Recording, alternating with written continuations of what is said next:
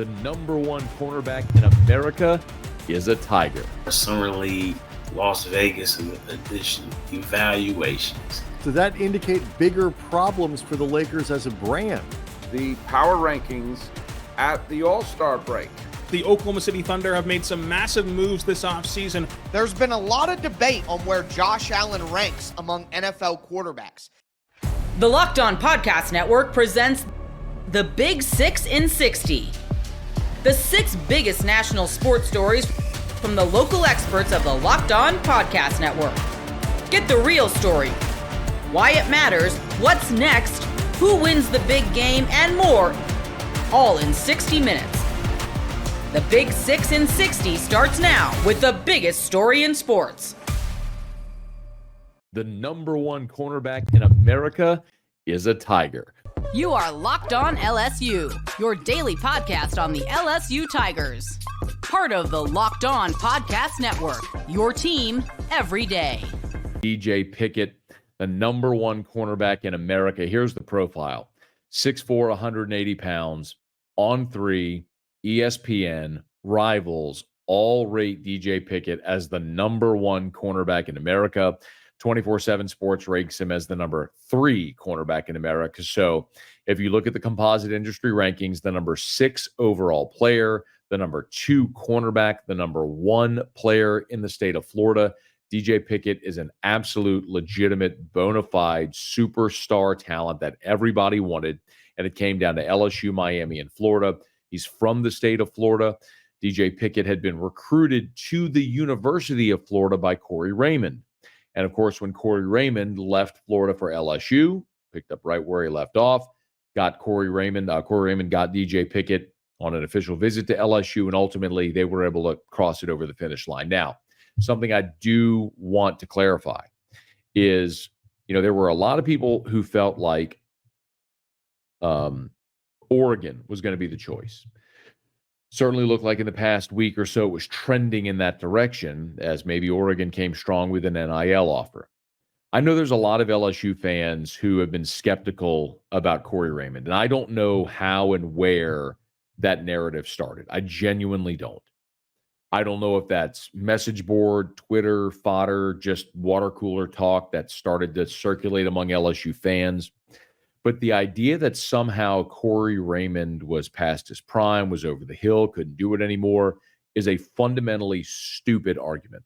I'm not saying the people saying it are stupid. I'm saying that is a stupid argument. That is a baseless argument. Right there, you had the number one cornerback in America say Corey Raymond is the reason he's an LSU Tiger. Throughout this process, DJ Pickett has said his relationship with Corey Raymond is unlike any other. But still, there was some thought that Oregon might have overtaken LSU. Now, I'll tell you this.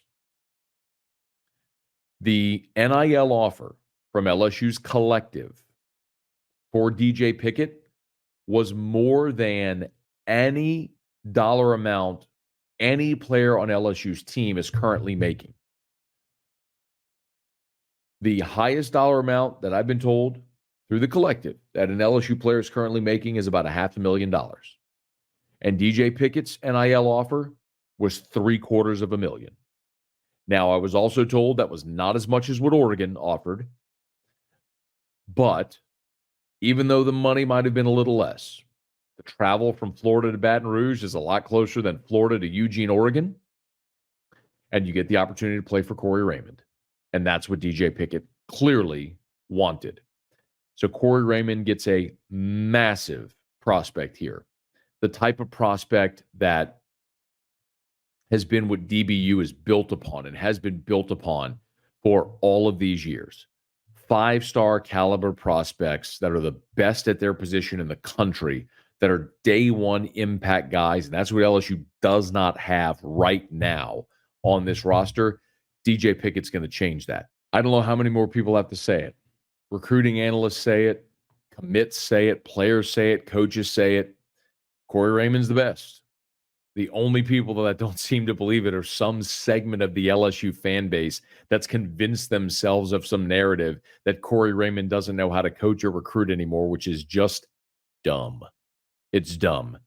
And today is further example and further evidence of that. So DJ Pickett, the 5-star number 1 cornerback in America, is a member of the LSU commitment class. When you start to look to 2025, you're going to lose Zy Alexander. The transfers, J.K. Johnson and Jair Brown, both have the opportunity to return for 2025. Guys like Ashton Stamps, Javian Toviano will both be juniors in 2025 should they return. A lot of people very excited about P.J. Woodland, who's entering his freshman season. But for LSU, as everyone continues to ask the question, how does LSU improve its defense and improve its defense in a hurry and dramatically? Well, the best way to go about doing that, and in a hurry, clearly, is by increasing your talent and recruiting guys like DJ Pickett who can step on campus day one and be better than anybody you have. What a massive get for Corey Raymond, for Brian Kelly, for Blake Baker's defense, and for LSU in 2025 as that incredibly impressive class continues to build. LSU now with 17 commitments, 3 5-stars, 12 4-stars, 2 3-stars. Their blue chip ratio among their commitments continues to lead the country alongside Oregon. And actually, LSU bypasses Oregon now with the commitment of DJ Pickett in that blue chip ratio of recruits. No football, no NBA, no problem with FanDuel. With baseball, WNBA, and soon the Olympics, there's plenty to dive into over at FanDuel, America's #1 sportsbook. And this summer, FanDuel is hooking up all customers with a boost or a bonus daily. That's right, there's something for everyone every day all summer long. We've been talking about quarterback rankings, and FanDuel has odds on which quarterback will lead the league in passing. The favorite, no surprise, Patrick Mahomes, 7-1 to pace all passers. And right behind him, maybe a bit of a surprise, 8-1, CJ Stroud is the only QB with odds better than 10-1. Tua Tagovailoa and Dak Prescott check in 10-1. Jared Goff and Joe Burrow 11-1 to have the most passing yards. So what are you waiting for? Head over to FanDuel.com and start making the most out of your summer. FanDuel, official sports betting partner of Major League Baseball. Summer League Las Vegas edition evaluations.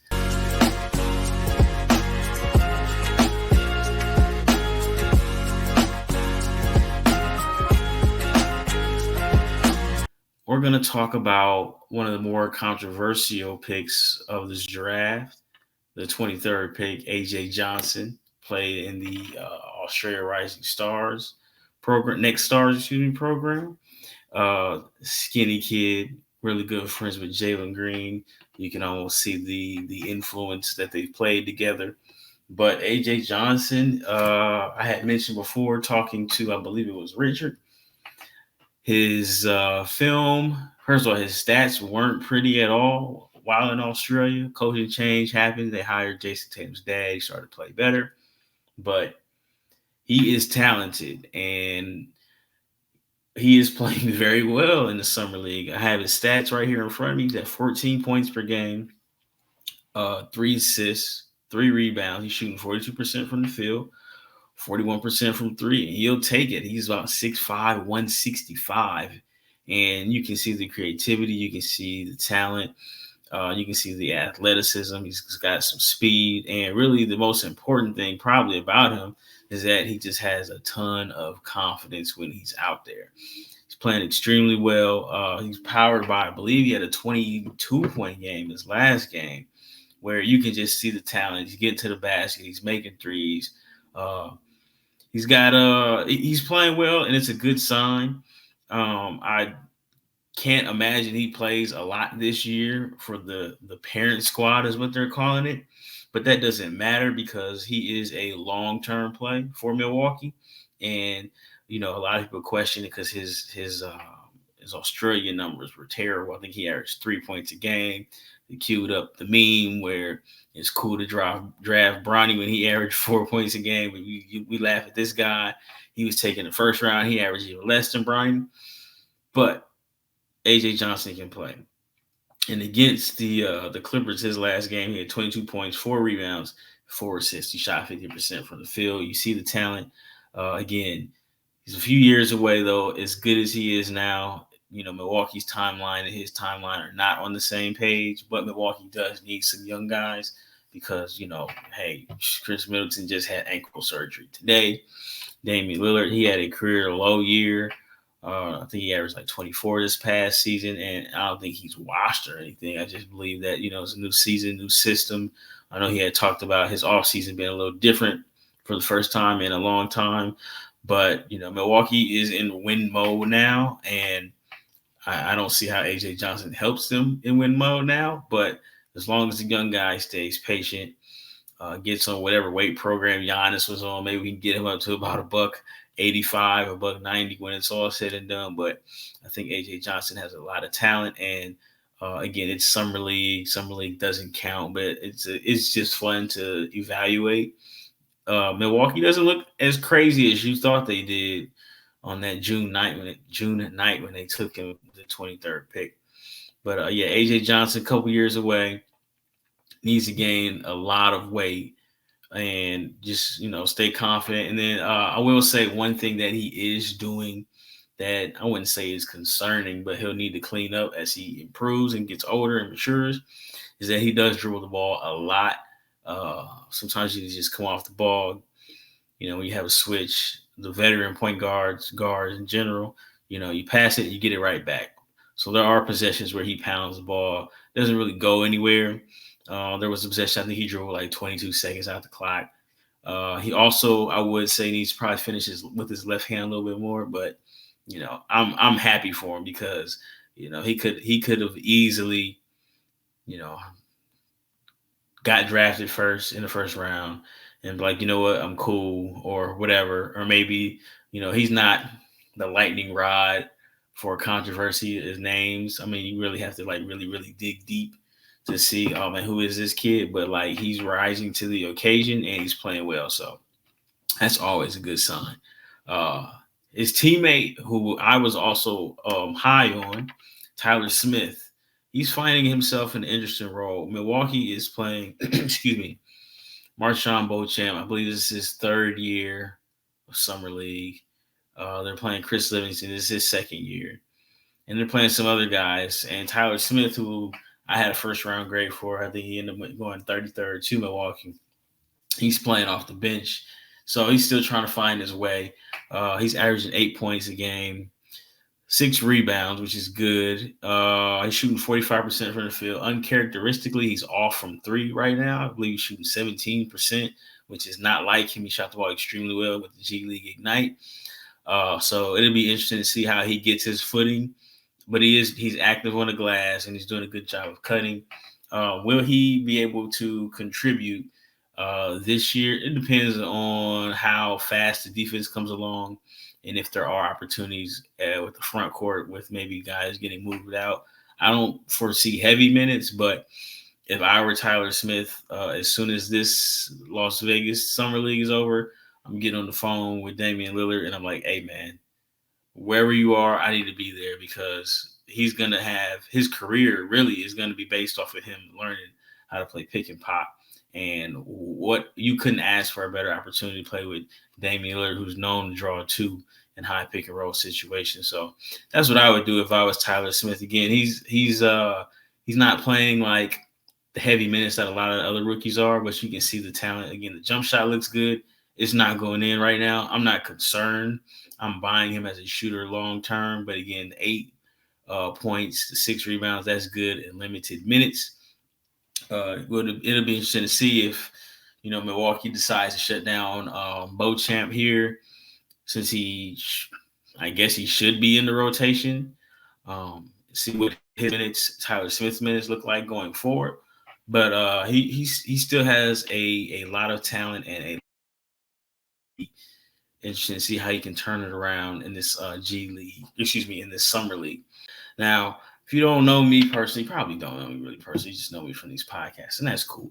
But when I make a evaluation on a player and I say, you know what, hey, I'm not as high on this guy, or I'm not as high on that guy, or I really like this guy, and they turn out to be playing well, I will be the first person to tell you that, hey, this guy or these guys are playing well.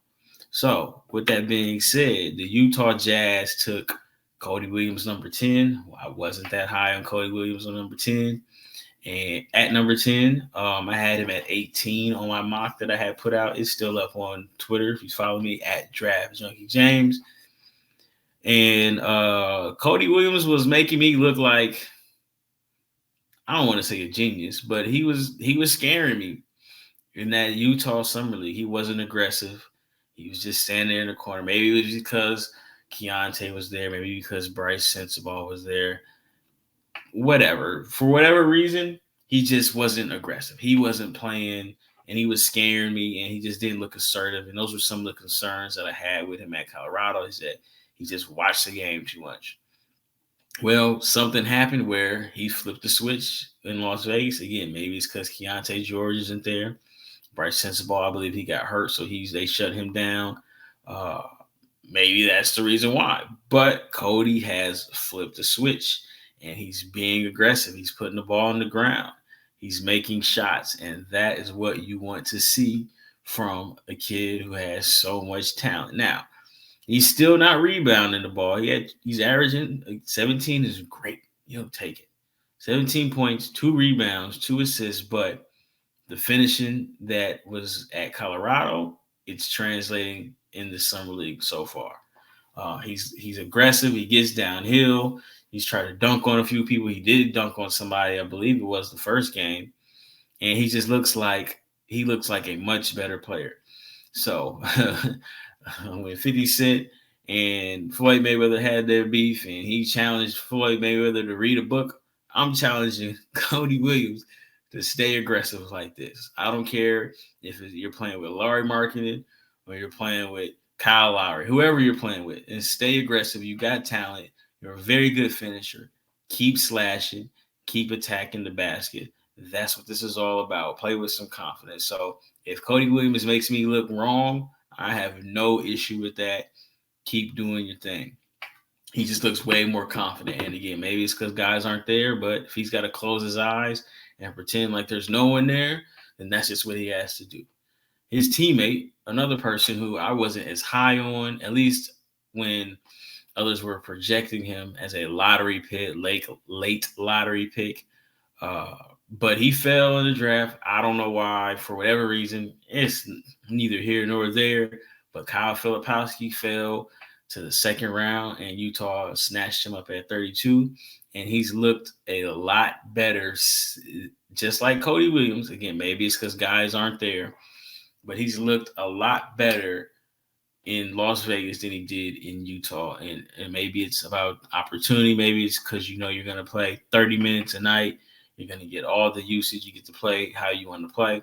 But he looks like what people thought he would be, as far as like the athletic center who can put the ball on the ground and get to the basket and 5 out. So Kyle Filipowski, 14 points, 6 rebounds, 2 assists. He just looks a lot more confident, a lot more comfortable. It is the Summer League again for Cody, just for everybody else. So take what you want from these games, but it is a good sign to see him show flashes of his ability to like handle the ball, put the ball on the ground.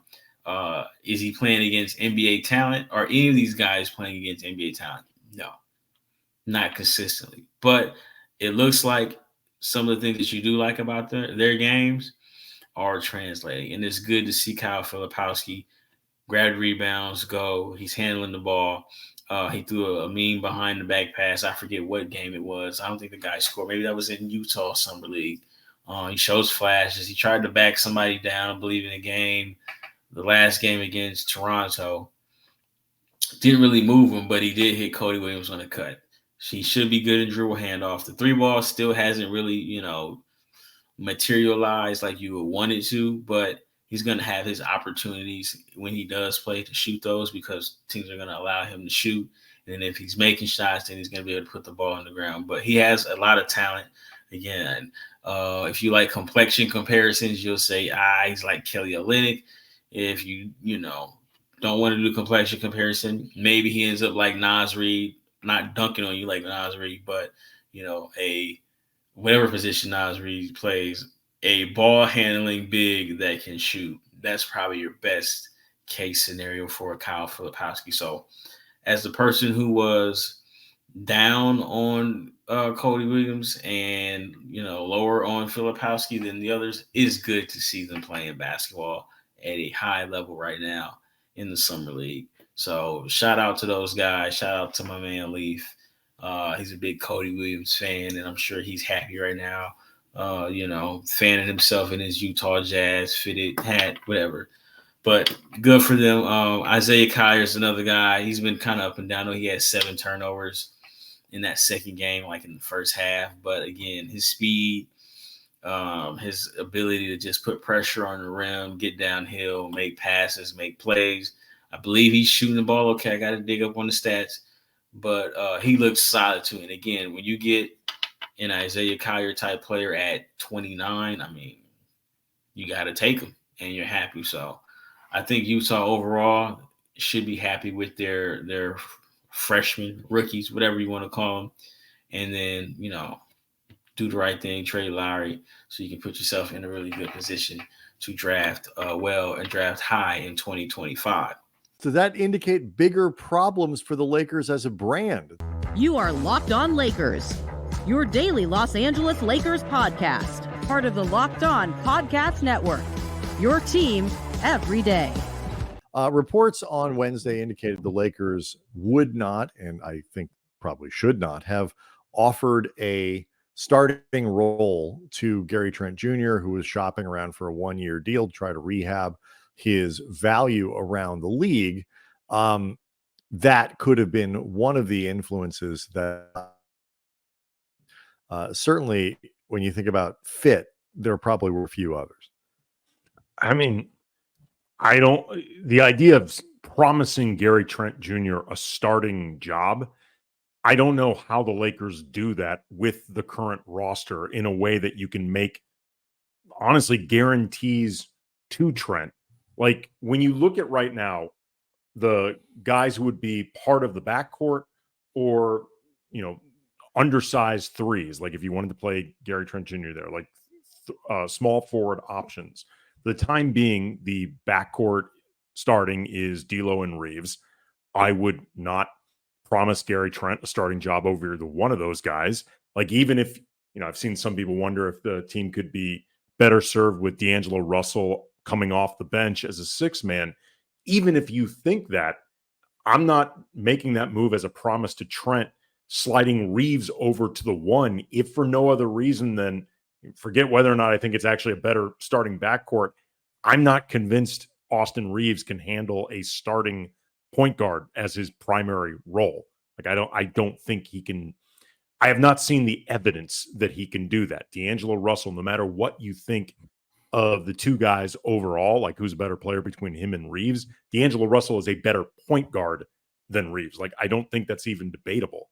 But then let's just say, even for the sake of argument, that the Lakers were willing to promise Gary Trent Jr. a starting 2-guard role, like for whatever reason, you still have to start thinking about, from Gary Trent Jr.'s perspective, his minutes and like how much he's going to be on the court. And if you look at the setup in Milwaukee versus the setup with the Lakers, I feel like this is an easy choice for Gary Trent Jr. Here are all the guys who essentially matter in Milwaukee, who can play anywhere 1 through 3. Just thinking about the broadest possibilities of minutes available in some combination for Gary Trent Jr. Dame, Chris Middleton, DeLon Wright, Andre Jackson, AJ Johnson, their rookie, Pat Connaughton, Taurean Prince. Then now look at the Lakers, 1 through 3. Again, just thinking about all different floor combinations that could potentially eat into Gary Trent's minutes. D'Angelo Russell, Austin Reeves, Max Christie, Gabe Vincent, Dalton Knecht, Jared Vanderbilt, Rui Hachimura. The competition with the Lakers is way stronger. Like, I don't think it's even close, which is a slate of better players. The Lakers or the Bucks, which, side note, should maybe make Laker fans feel a little bit better about the team as a whole. But from Gary Trent Jr.'s perspective, if he's thinking about in a veterans minimum situation where he's trying to reestablish his market value for the 2025 offseason, Milwaukee's just a better setup regardless of whether he starts or not. It's a similar situation to the Valanciunas thing, where Mhm. even if the Lakers could have figured out, like the Lakers didn't offer a promise a starting position to Klay Thompson for similar reasons, I think, as they did Trent. I think of the two of them, Klay still probably has a little bit more left as a shooter. Trent's a better defender at this point, or at least they're probably comparable. Trent has not played the defense that he played in Portland for a while, but we'll see. But the upside is there. He still gets a lot of steals, but it looks, defense is very tricky to evaluate, and so at the very least, both of those guys reputationally could have provided an upgrade for the Lakers. It's also like 10 years younger than Klay, so the upside he should be better defensively Yes. than Klay. I'm just saying what I'm saying. But they wouldn't promise Klay that spot, and they shouldn't have. They tried to overpay him, but that's a different story. But like Valanciunas, for example, has a cleaner fit in Washington, bad as they are, where he's still probably, I don't think anybody expects him to finish that contract with the Wizards, but in LA, like, is he going to finish games? Probably not. Because the Lakers are much more likely to finish games with AD at the 5 than Valanciunas, and so he can't play the 4. You can't sort of interchange them in that way, where like a Miles Turner combination could have worked, or as we're seeing with Team USA, where once again Anthony Davis had a fantastic game, showing himself to be arguably certainly the best big on that roster right now, possibly one of their best players. When you pair him up with a mobile player like Bam Adebayo, oh dear Lord, is it hard to score? Yes, it is. So, Yes, it is. Turner isn't Adebayo, but he's got that same kind of mobility and flexibility in terms of those two guys. Yeah, Miles Turner could finish games for the Lakers, but Valanciunas is in a different situation. So he goes to Washington. I think the more intriguing question to me that I've started to see a lot of, is like, this consistent missing on players. Each one of these things has its own contextual explanation, where it's, you can, this is why this happened, or this is why that happened, or, the Mavericks had more that they could offer to get Klay, or, DeMar DeRozan, as it turns out, didn't want to play for the Lakers for, $22 million less or whatever than he was set to get. LeBron might have taken a haircut in order to get DeMar DeRozan for like a full mid-level, but 20-something mil a year, LeBron's like, you enjoy Sacramento, my man. Well, it's like, right. It's like to clear up that kind of space. And DeRozan's, even a full mid-level, if Lakers could have shaken it out versus what he ended up getting, it's like, no, I'm not doing that.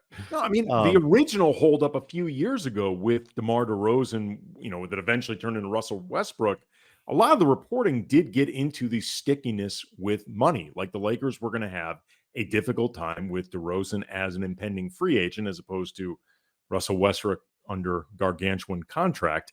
Like it was going to be much more difficult to manufacture something that DeRozan wanted, because understandably, he cared about the money. Game Time makes getting to the ballpark even faster and easier. Prices on the Game Time app actually go down the closer it gets to first pitch. With killer last-minute deals, all-in prices, and their best price guarantee, Game Time takes the guesswork out of buying tickets. They're obsessed with finding ways to help you save money on tickets. Game Time has deals on tickets right up to the start of the event, and even an hour after it starts. It's the place to find last-minute seats. Find exclusive flash deals and sponsored deals on tickets for football, basketball, baseball, concerts, comedy, theater, and more.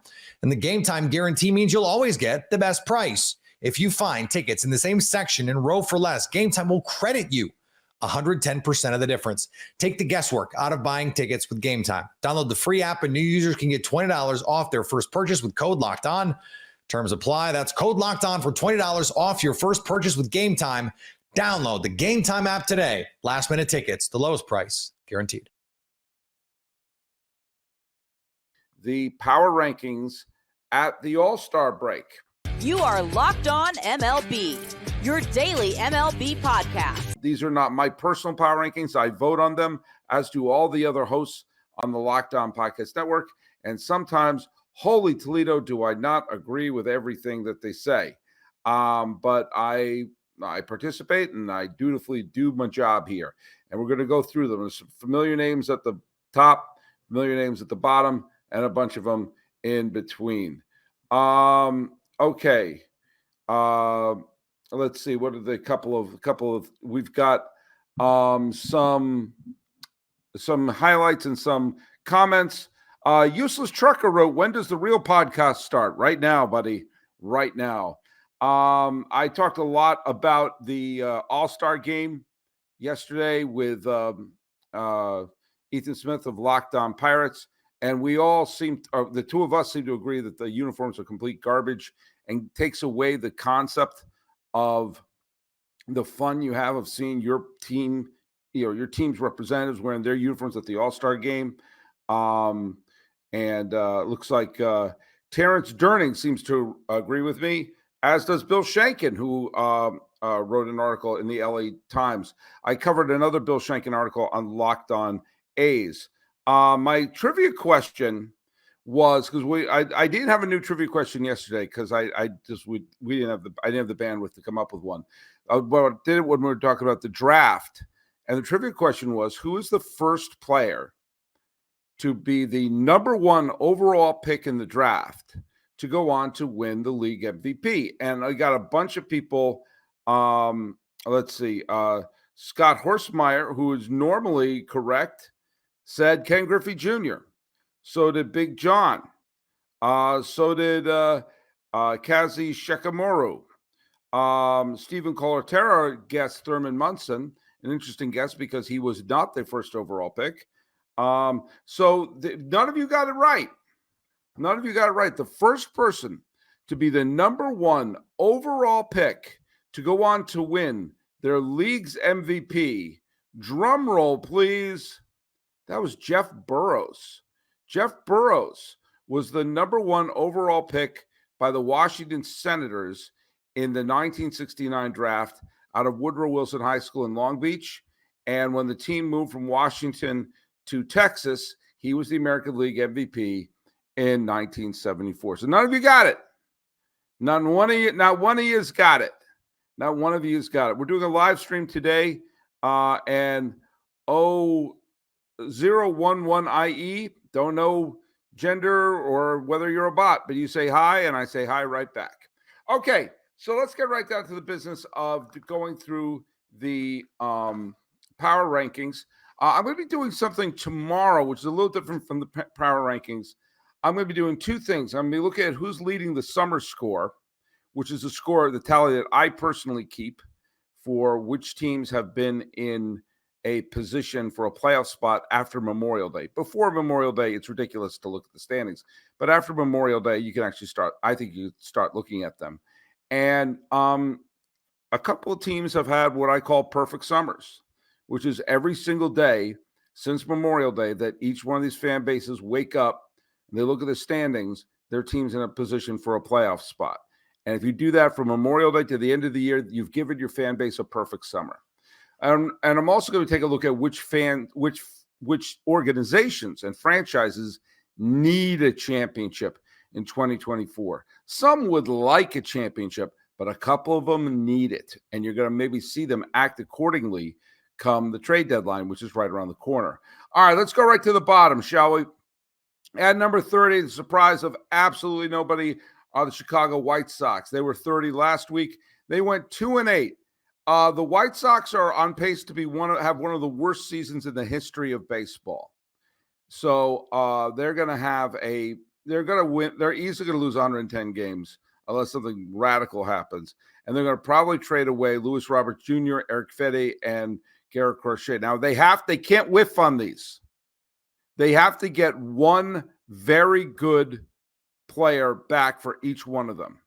Now they could not necessarily be ready for this year, but they have one key player for the rebuild. They cannot whiff on these. There's a seller's market, and they can sell. So they better come away with 3 solid building blocks. Otherwise, dump the whole place. The Colorado Rockies are number 29. They're probably going to trade away McMahon and maybe Cal Quantrill. They dropped 6 of their last 10 games. They were 29 last week. Down a spot to 28 are the Miami Marlins. We're probably going to trade Jazz Chisholm Jr. The Marlins were a playoff team last year. They were a fun, exciting team last year, and now they're blowing the thing up. Well, I guess it wasn't Kim Ng's fault. They've dropped 7 of their last 10 games and dropped the spot down to 28. And number 27 down up. That's up a spot are the Angels, who split their last 5 games. The Angels are going absolutely nowhere. I'm glad Rod Washington has a job, but my God, this Angels team is an absolute disaster. Staying put at number 26 with a 5-5 record are the A's. I thought they may get a little bit of movement by going, they went to Boston and Philadelphia and split it. And they won the series in Philadelphia. I would think they would get a little bit of movement. They're playing significantly better in July than they did in May and June. Not a very high bar to clear, but they've already won more games in July than they did in June. So, give them a little bit of credit right there. At number 25, who dropping 7 of their last 10 games and probably realistically dropping out of the playoff picture are the Washington Nationals. They're down a spot. Saddest position, granted, they've gone up a spot from last week. They've split the last 10 games, but the Toronto Blue Jays are probably going to be sellers. And I think it's a disgrace. This is a team that has a lot of talent, that had a lot of charismatic players. They look like they were put together an exciting team. I thought they should have made a move at the manager. They didn't. They've had a rotten season this year. I mean, they are only a handful of games ahead of the Angels. There are 8 games under 500. There's too many teams that are pretty good. I don't think there's any one great team in the American League. I think there's 1 or 2 very good teams and a bunch of pretty good teams. And when you're mediocre to bad, that's just not going to cut it. Not when there's so many, teams that are going to finish between 86 and 90 wins in the American League. And so the Blue Jays are going to be sellers, and that's a disaster. Oddly, down a spot from 22 to 23 are the Texas Rangers. I say oddly because they've won 7 out of their last 10 games, and they're the defending World Series champion, and they have Bruce Bochy there. They're in a weird crossroad right now because, again, as I said, there's a lot of pretty good teams, and the Rangers currently are not one of them. But they do have talent on the team. I think they're going to start selling. Sorry, Ranger fans, get those DVDs and the videos of the championship from last year ready, because this is why you win a title, is to take away some of the doom and gloom and disgust you have when they start to dismantle the team. I think Max Scherzer is gone. I think it's an interesting trade chip. And there you go. The Reds are an interesting team, and they're at number 22, down a spot from 21. There's a lot of talent in that squad. There's some good pitching. There's some decent hitting. There's some electricity on the team, and they can go through stretches where they look really, really good. And they can also go through stretches where they look grotesque. Again, they're going to have to go on a major winning streak. If I were the Reds, I would neither buy nor sell. I would stand completely pat, let the kids play. And if they go on a great run and they make the playoffs like Miami did last year, great. But don't sacrifice lots of the future. Giants, down 2 spots to number 21, are another very strange team. Now, they happen to have a couple of weird wins, including a walk-off wild pitch and that weird, the walk-off triple against Minnesota by Mike Yastrzemski, where the ball went over the third baseman's head. There are sometimes they look like they've got all-star pitchers, they got all-star closers, they got all-star hitters. Sometimes they look like the real deal, and sometimes they look like a farm team.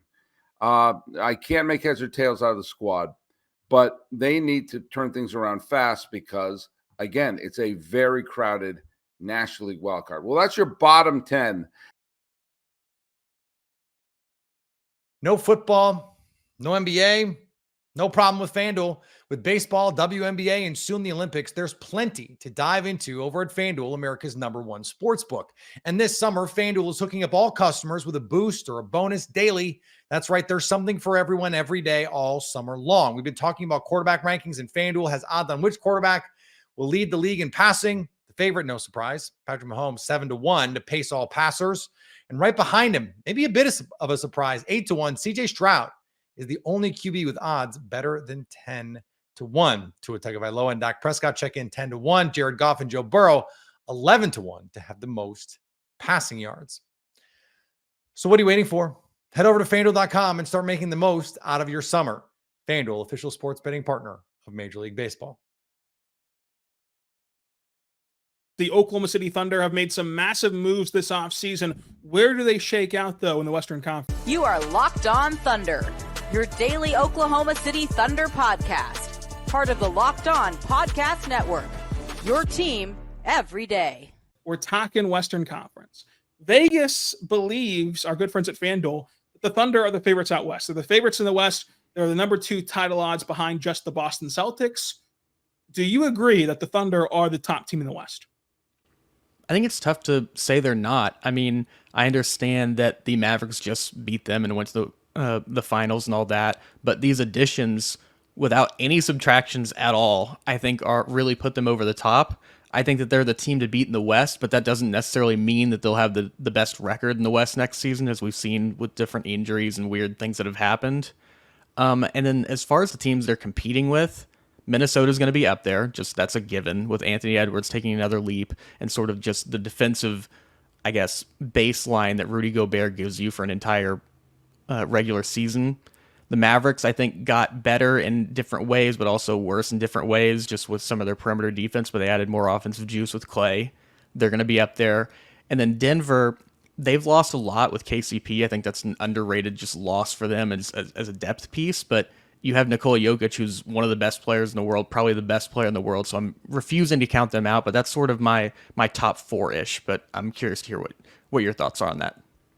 Yeah, I think that for me, there's a clear top 5 of like teams that I really think are high level basketball teams. And like the West is so tough because 10, 11 teams think that they can make the postseason and that they can make it to the next step. And I think that all these teams will be decided by less than 3 games, like from almost every spot, like you can get there.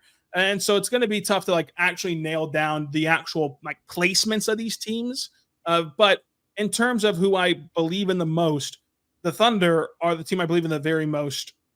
They've done everything possible to build a championship roster, and they've accomplished a lot this offseason. Whereas when you project the step for Chet and J-Dub, then they just become an unbelievable force to be reckoned with out west. I would then go Dallas. I think that at worst, they went laterally this offseason. At best, whenever you put Najee Marshall next to Luka, whenever you put Klay Thompson on this team, yes, he looked washed last year, obviously, but what does that look like next to Luka and Kyrie? Like, I think that they went laterally at worst. At best, and you lift them up with Luka, they could have been really good additions. Then I have Denver, just because I cannot shake the top of like Murray and Jokic. I know that they've lost a lot of depth. I know that there's question marks on how some of those guys will boost themselves up, but I just can't shake Denver. Minnesota, you mentioned it, Ant, the bigs, maybe a last hurrah. How long can they keep this team together as they get expensive? Then I go Memphis at 5, and I think that Memphis is going to be spectacular.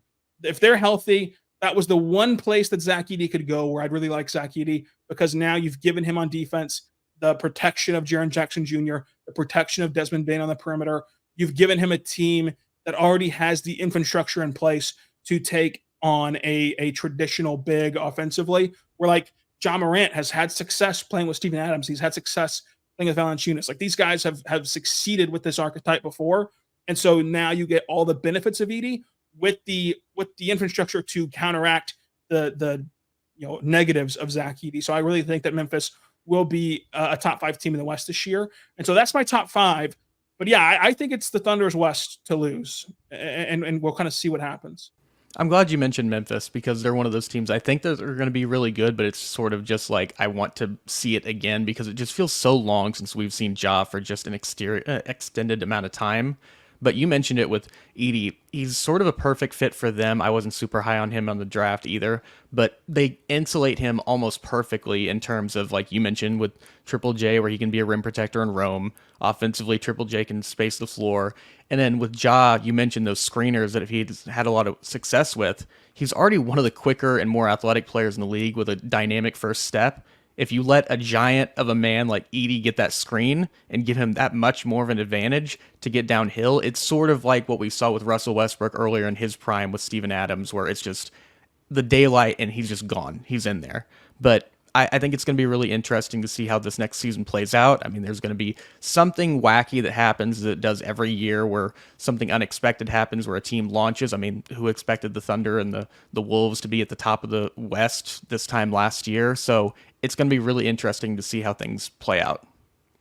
Yeah, I think that the Grizzlies are going to be that team that perhaps gets forgotten about or overlooked as you start to do this preview stuff. But we'll end up showing you why they were so electric and so good before the injuries and suspensions and all that happened to them later on. How much do you buy into the Denver downfall? I think that there's two school of thoughts kind of right now of like either everyone's just freaking out they lost Bruce Brown, they lost KCP, or they're just like, well, they have Jokic and Murray, which is kind of where I fall.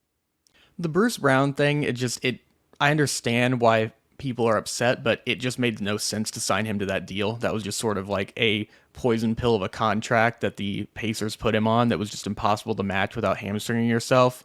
KCP, yeah, I think that the owners should have dipped into the luxury to pay for that, but I don't think it's over, but I'm more skeptical of their depth because you have guys like Christian Brown who have to play a lot more and others who are just less proven. And KCP, although not one of the better players in the league, is a really dynamic role player who's won at a high level in multiple places. So I would say that I'm not counting Denver out, but I think that their margin for error is a lot smaller or slightly smaller than it was before. You have every right to change your mind because we're doing this way too early here in the middle of July. But where do the Thunder finish next year when the postseason's over? Are they NBA champs? Are they Western champs? Are they out in the second round? Are they out in the finals? Where are they at? God. Well, obviously we are glued to these. No way we can change it. I'll say the Thunder go to the finals, but the Celtics go back to back, unfortunately. Celtics going back to back as they literally run their entire team back from last year is a good bet. It's the favorite in Vegas. I agree. I think that the Thunder do make it out of the West, and like this team is just it's really hard. Even if you want to try to like contrive these holes in their roster, where do you even begin to like fake outrage about this roster? This roster is like complete top to bottom, and so it comes down to your opinion of J-Dub and Chet. We both are very high on those two guys and the way that they can progress over this offseason, over the course of the 82-game season, and taking the lessons that they learned in their first run with them to next season. So it'll be a lot of fun. Michael, thanks so much for joining us. You have plenty of stuff out there about Isaiah Hartenstein and Alex Caruso and the New Look Thunder. Where can they find all your good stuff? Yeah, I appreciate it. It's on Let's Talk Thunder on YouTube, which is my YouTube channel. Most recently, I just had a video come out about OKC's Godfather offer for Isaiah Hartenstein and about whether it's an overpay and sort of his fit on both ends of the floor. It's around 20 minutes. It's a pretty big film deep dive with some jokes in there. And then Alex Caruso's fit with the Thunder as well, I released a couple weeks before that, before we knew the Hartenstein stuff as well. And that's really gets more in-depth in my thoughts about some of the things I mentioned here about his versatility offensively and defensively and what he brings to the roster along with the continuity with Mark. Game Time makes getting to the ballpark even faster and easier. Prices on the Game Time app actually go down the closer it gets to first pitch. With killer last-minute deals, all-in prices, and their best price guarantee, Game Time takes the guesswork out of buying tickets. They're obsessed with finding ways to help you save money on tickets. Game Time has deals on tickets right up to the start of the event and even an hour after it starts. It's the place to find last-minute seats. Find exclusive flash deals and sponsored deals on tickets for football, basketball, baseball, concerts, comedy, theater, and more. And the Game Time guarantee means you'll always get the best price. If you find tickets in the same section and row for less, Game Time will credit you 110% of the difference. Take the guesswork out of buying tickets with Game Time. Download the free app and new users can get $20 off their first purchase with code Locked On. Terms apply. That's code Locked On for $20 off your first purchase with Game Time. Download the Game Time app today. Last minute tickets, the lowest price guaranteed. There's been a lot of debate on where Josh Allen ranks among NFL quarterbacks. You are Locked On NFL, your daily NFL podcast. Where exactly would you have Josh Allen ranked? And as I talked about before, with the success that the Bills have had, sure, but they haven't been able to get over the top, and Josh Allen has had some great moments and some low moments. Where would you rank him? And has this been a success so far, or has it been a failure? Yeah, he's number 2. That's right. He's the Phil Mickelson of this generation, with Patrick Mahomes being Tiger Woods. I mean, I don't think it's really. Do you remember we talked a couple of weeks ago about the different tiers of quarterbacks, and just like going back to the paying homage to it was Tom Brady, and then it was Aaron Rodgers, Drew Brees, Big Ben, Phillip Rivers a little bit. There was that second tier, and there was everybody else. In my opinion, Josh Allen is the only person at the second tier. Joe Burrow is going off reputation alone at this point. I don't think he's shown anything in the last 2 years, whether it be injury or otherwise, to put him ahead Lamar Jackson, let alone Dak Prescott. Say what you want about Dak. He churns out numbers during the regular season. Yes. And listen, we're not cowboy people on this show, but you got to give credit where credit's due with Dak Prescott. I think Joe Burrow is way too high here, and he made the Super Bowl a handful of years ago. He's been injured ever since the Jamar Chase trade or the Jamar Chase draft point. Say what you want. Penny Sewell would probably be better to keep him up, erect in the backfield instead of collecting dirt like he has so much. With Josh Allen specifically, I think this is much more of an indicator of how hard it is to win a Super Bowl than it is him specifically. Okay, there's been a lot of national media pub about, recently over the last couple of days, like, oh, Josh Allen's, it's just numbers and things like that. It's like, you want to put him as the Drew Brees of this generation? Fine, because it's the same thing. Drew Brees won a Super Bowl, but I think Josh Allen is getting Patrick Mahomes a lot more than this being a failure. I mean, he did everything he had to do. They scored 2 touchdowns in a minute, whatever, had 13 seconds left on the clock, and they end up losing to the best quarterback we've seen since Tom Brady in overtime. What do you want him to do? Him and Gabe Davis had a ridiculous fourth quarter, and they did everything but win the game. So I think that this is, while he's not perfect, nobody is. He plays every game. He's the heart of that city. He's the heart of that team. And he's an absolute poster child for what you want your quarterback to be. I don't know what you expect when you've got maybe who's going to go down as the best quarterback in the history of football playing at the same time as he is, and you make that a fault on him. Well, I'll tell you what we expect to win a Super Bowl. That's what I expect. Josh Allen may have more raw talent than Patrick Mahomes with his rushing ability, his size, his arm strength. Like, he may very well. Like, that's a debate worth having. I'm not saying one's immediately right. Patrick Mahomes probably the favorite in that discussion, but I don't think it's absurd to say that. And I guess I understand the overall point of Josh Allen's, not the first quarterback taken in his draft. Buffalo was really down on their luck before he showed up. They've made some deep postseason runs. He's been absolutely phenomenal and been exciting to watch.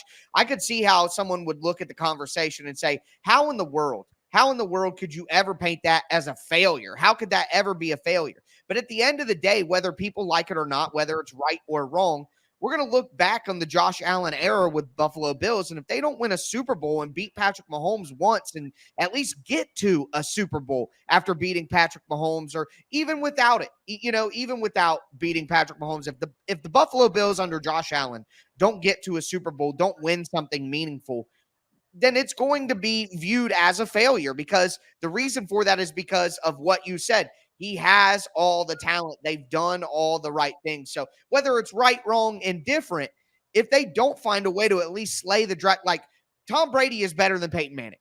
It's not close. But Peyton Manning had his get backs. He at least had some pelts on the wall where he could say, yeah, the other guy's better, but I still got mine too. Yeah. To me, that has to be the case.